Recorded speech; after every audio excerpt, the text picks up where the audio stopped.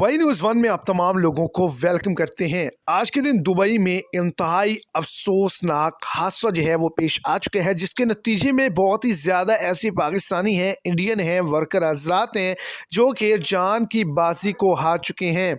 Dubai हुकूमत की जानिब से एक बड़ी रिपोर्ट को भी जारी कर दिया गया है। इसके पीछे क्या वजूहात हैं, इसी हवाले से आगे चल के मुकम्मल तो डिटेल्स आपको इसी शॉर्ट सी वीडियो के अंदर मिल जाएंगी।